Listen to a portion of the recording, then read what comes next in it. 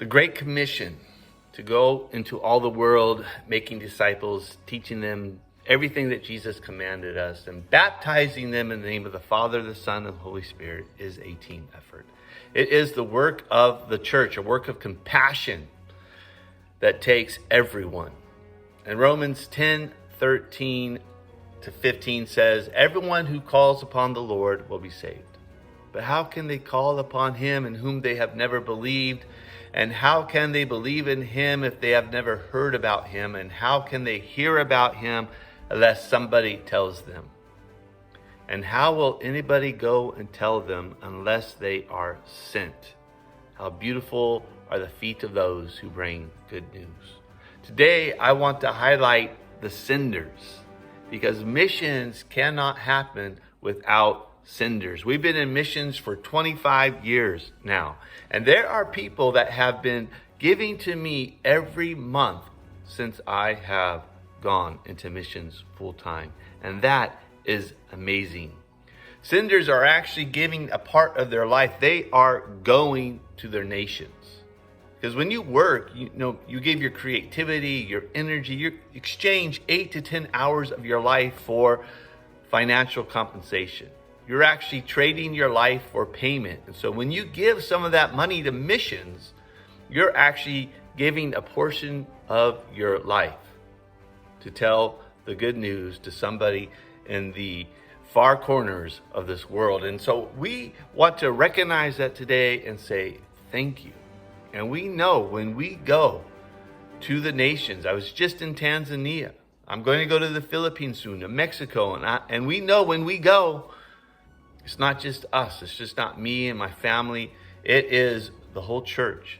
Every person who has given, every person that has prayed for us is there sharing the good news. They're there showing and giving acts of mercy. When you give to missions, you're there with us. We could not do this without you. Senders are my heroes. We need them to go, and so we're very thankful for them. But I also think there's a special place in the heart of God for those who send. God himself is a sender. For God so loved the world that he gave his only begotten Son, that whoever believes in him should not perish but have everlasting life. God sent his Son. In the same way that you send us or others into missions, you are doing the work of God. And there's this incredible story of Abraham and Isaac in Genesis 22. God comes to Abraham and says, take your son, your only son, whom you loved, and go to the mountain of Moriah, the place I will show you, and sacrifice your son. And this is an incredible story, but it really is one of these places where God is asking Abraham to do something that God himself will do one day himself. And Mount Moriah was a special place. It's actually the hills that Jerusalem was built upon. And so I imagine God has this place in mind where Abraham's supposed to go. Perhaps it's the place where Jesus himself would die one day for the whole world, or the place where the temple is built. But God was very specific. You go to this place that I will show you and sacrifice your son, your only son.